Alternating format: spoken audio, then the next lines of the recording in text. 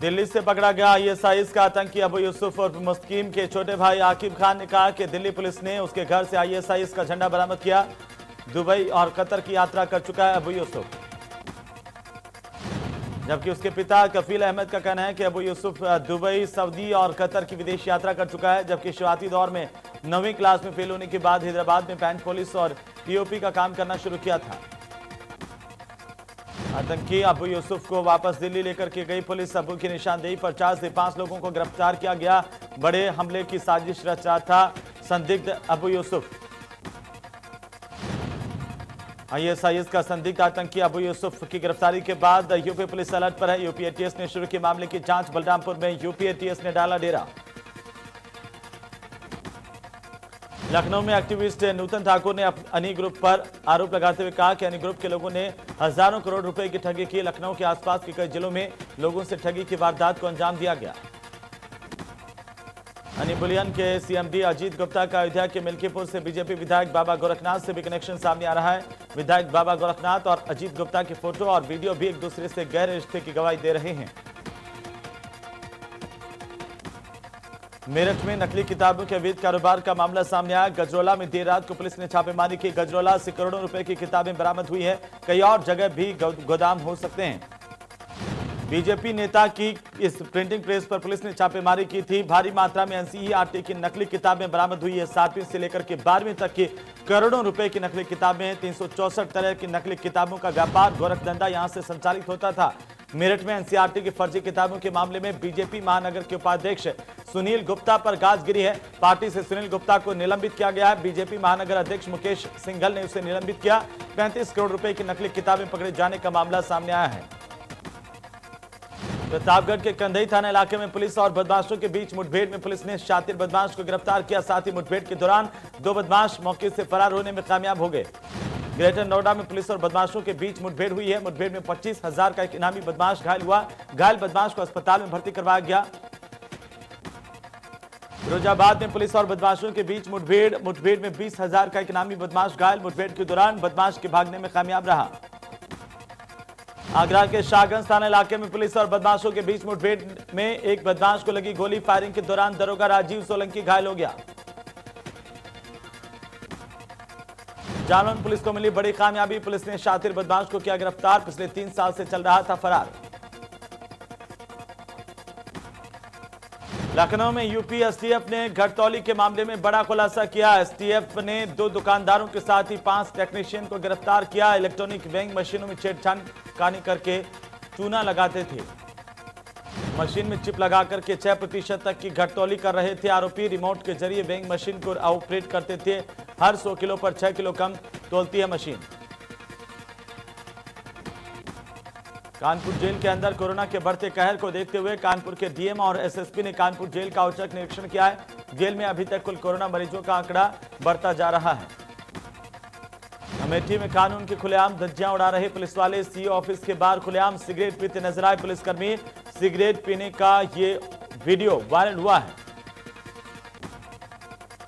बुलंदशहर में डीएम ने Covid control room का निरीक्षण किया। कोरोना से होने वाली मौत और मरीजों की मॉनिटरिंग का हाल जाना। अब तक कोरोना से 42 लोगों की मौत हो चुकी है। कुशीनगर के हनुमानगंज थाना इलाके के रामनगर गांव में पुलिस की गोलीबारी में पूर्व प्रधान घायल हो गया। पुलिस और पूर्व प्रधान बैजनाथ साहनी में झड़प हुई थी। रामनगर पुलिस ने अवैध तमंचा फैक्ट्री का भंडाफोड़ किया है। पुलिस ने छापेमारी करके 4 लोगों को गिरफ्तार किया। पुलिस ने इस दौरान बदमाशों के पास से भारी मात्रा में बने और अधबने तमंचे बरामद किए हैं। मुरादाबाद जनपद के मझौला थाना इलाके के गागर नदी के पास उस वक्त हड़कंप मच गया जब 2 सगे भाई गागर नदी में डूब गए। बचाव कार्य में लगी टीम ने दोनों को डूबने से मौत होने की पुष्टि की है। कानपुर के घाटमपुर थाना इलाके में भारी बारिश की वजह से कच्चा मकान गिर गया। मलबे में महिला समेत 3 बच्चे दब गए। बहराइच में केडिया हॉस्पिटल के सामने परिजनों ने जमकर हंगामा काटा। परिजनों का आरोप है कि केडिया अस्पताल के डॉक्टर के गलत इंजेक्शन देने से गर्भवती महिला की हालत बिगड़ गई, उसकी मौत हो गई। महिला की मौत से गुस्साए परिजनों ने अस्पताल पहुंचकर के जमकर हंगामा काटा। हालांकि मौके पर पहुंची पुलिस ने आक्रोशित परिजनों को समझाने की कोशिश की।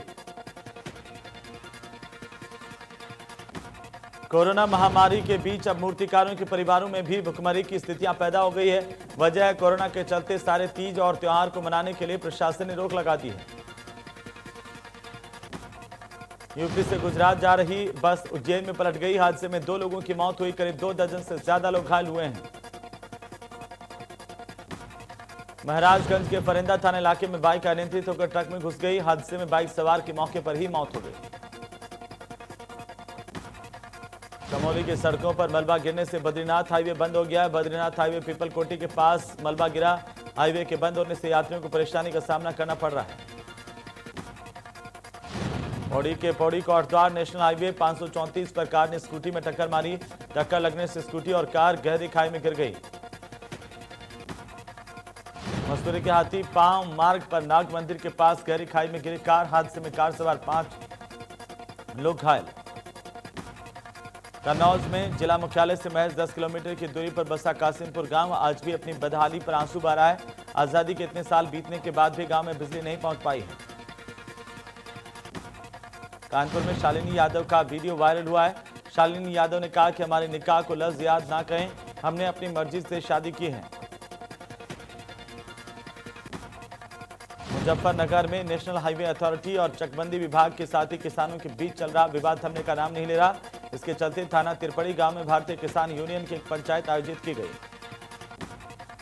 इसमें किसानों ने चकबंदी विभाग के अधिकारियों और ठेकेदारों पर गंभीर आरोप लगाते हुए कार्रवाई की मांग की। किसान का आरोप है कि हाईवे बनाने वाले ठेकेदारों ने उसकी खड़ी फसल को नष्ट कर दिया था, जिसका उन्हें मुआवजा चाहिए। लखीमपुर खीरी के बड़ा गांव के पास एक विशाल मगरमच्छ सड़क पर टहलता हुआ दिखाई दिया। गश्त पर जा रहे चौकी इंचार्ज की गाड़ी के सामने ये विशाल मगरमच्छ आ गया। काफी देर तक पुलिस की गाड़ी को रोके रखा। नैनीताल तल्लीताल में चिड़ियाघर के पास बने घर में गुलदार घुसकर पालतू जानवरों को अपना शिकार लगातार बना रहा है। कुछ दिन पहले भी गुलदार घर में घुसा पालतू कुत्ते को उठा ले गया था। सुल्तानपुर के लंबुआ विधानसभा के बीजेपी विधायक देवमणि द्विवेदी एक बार फिर से चर्चाओं में आ गए हैं। इस बार उनके लेटर पैड पर क्षत्रिय समाज के जनप्रतिनिधियों पर दर्ज मुकदमे और उनकी वर्तमान स्थिति को जानने के लिए अपर सचिव गृह को पत्र लिखा गया है। बीजेपी विधायक ने इस बात का खंडन किया कि यह पत्र उन्होंने नहीं लिखा। कोई व्यक्ति उनकी छवि को धूमिल करना चाहता है और उनके लेटर पैड का बेवजह इस्तेमाल कर रहा है। उन्नाव में गंगा में खनन कर बालू भंडारण के मामले में खनन माफिया पर 2 करोड़ रुपए का जुर्माना लगाया गया है। बालू माफिया ने बड़ी तादाद में अवैध भंडारण किया था। कमीशन से ज्यादा अवैध खनन करके अवैध बालू का भंडारण किया गया। अवैध खनन और भंडारण को लेकर के 2 करोड़ 50 लाख रुपए का जुर्माना लगाया गया है, जिसे 15 दिनों में अदा करने के लिए कहा गया है। लखनऊ में ट्रिपल हत्याकांड मामले को लेकर बड़ा खुलासा हुआ है। बुजुर्ग दंपति और चौकीदार के सिर पर कई बार किए गए थे। बुजुर्ग दंपति की हत्या से एक दिन पहले ही चौकीदार की हत्या की गई थी। बस्ती में हत्या का एक सनसनीखेज मामला सामने आया, जहां पर एक पिता अपनी ही पत्नी और कोख में पल रही बच्ची का कातिल बन गया। बस्ती में जमीनी विवाद को लेकर के एक महिला की धारदार हथियार से हमला किया गया। हमले में महिला गंभीर रूप से घायल हो गई। सूचना पर पहुंची पुलिस ने महिला को अस्पताल में पहुंचाया। इलाज के दौरान महिला की मौत हो गई। पुलिस ने केस दर्ज कर मामले की जांच शुरू कर दी है। वाराणसी के कपसेठी थाना इलाके में संदिग्ध परिस्थितियों में गोली लगने से एक युवक गंभीर रूप से घायल हो गया। सूचना पर पहुंची पुलिस ने घायल युवक को बीएचयू में भर्ती करवाया। पहाड़ों पर हो रही लगातार बारिश के चलते काला डैम से पानी छोड़ा जा रहा है। शुक्रवार को 33,000 क्यूसेक पानी छोड़े जाने से मुरादाबाद की रामगंगा उफान पर है। कई इलाके बाढ़ के चपेट में आ गए हैं। संपर्क मार्गों पर बाढ़ का पानी आ गया। इससे लगभग 1 दर्जन से ज्यादा गांव प्रभावित हुए हैं। बस्ती में सीएससी और पीएससी के कई प्रभारियों ने इस्तीफा दे दिया। ग्रामीण अस्पतालों के एमओआईसी ने डिप्टी सीएमओ को अपना पत्र सौंपा। सीतापुर में इंडिया न्यूज की खबर का बड़ा असर देखने को मिला। डीएम ने एलवन हॉस्पिटल एमजे पैलेस से वायरल हुए वीडियो के मामले में संज्ञान लिया है। प्रतापगढ़ में बाटी चोखा पार्टी के दौरान हर्ष फायरिंग का वीडियो सोशल मीडिया पर वायरल हो रहा है। वीडियो महीने भर पहले का बताया जा रहा है। वीडियो वायरल होने के बाद भी पुलिस ने दबंग के खिलाफ कोई कार्रवाई नहीं की। ललितपुर में पुलिस ने लाखों रुपए की चोरी का खुलासा करते हुए चोर को गिरफ्तार किया। 1,36,000 रुपए और सोने के आभूषण बरामद किए हैं। कानपुर के थाना घाटमपुर के जाजपुर चौकी के प्रभारी जेपी परिहार ड्यूटी के दौरान शराब के नशे में नजर आए। गाजियाबाद में सियानी गेट पर पुलिस ने बीटेक के स्टूडेंट सचिन को गिरफ्तार किया। सचिन ने अपने दोस्त पंकज के साथ साइबर कैफे में लूट की वारदात को अंजाम दिया था।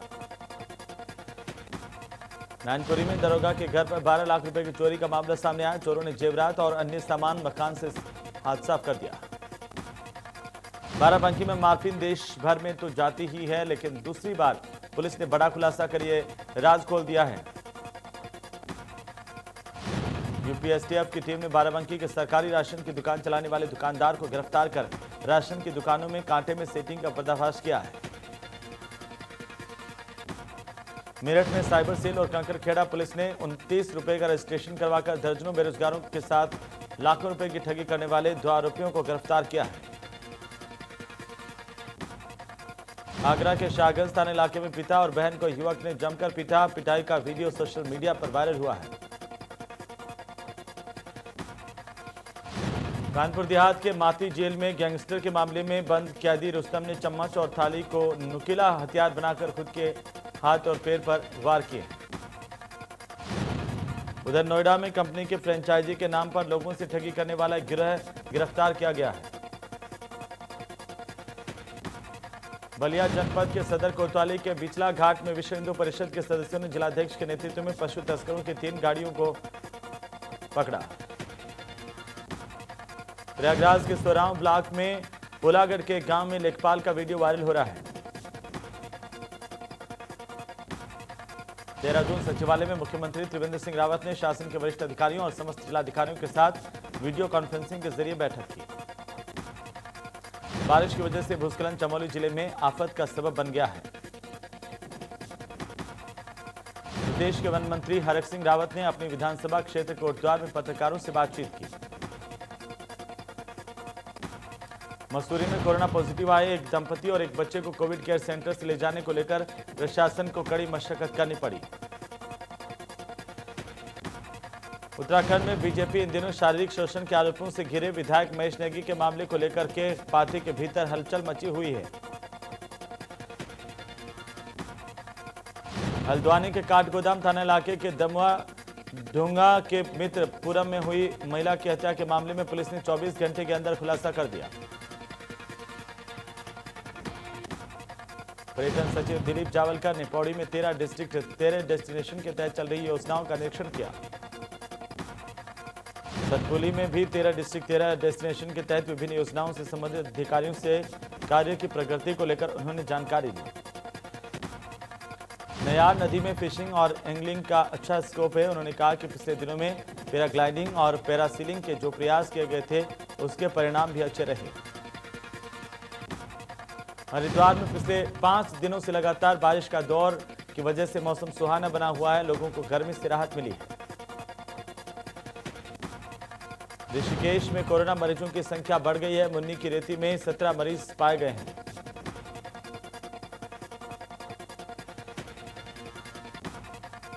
दोस्तों 13 देशों में फैल चुके खतरनाक वायरस कोविड-19 का प्रकोप थमने का नाम नहीं ले रहा। दुनिया भर में 2 करोड़ 30 लाख लोग इसकी चपेट में आ चुके हैं, जिनमें से 8 लाख से ज्यादा लोग मौत के मुंह में समा चुके हैं।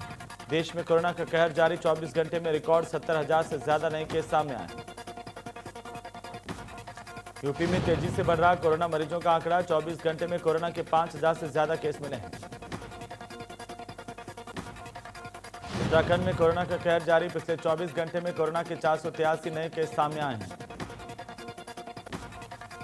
भारत की पहली कोरोना वैक्सीन कोविशील्ड 73 दिनों में इस्तेमाल के लिए बाजार में उपलब्ध होगी। चलिए इसी के साथ ही इस बुलेटिन में फिलहाल इतना ही।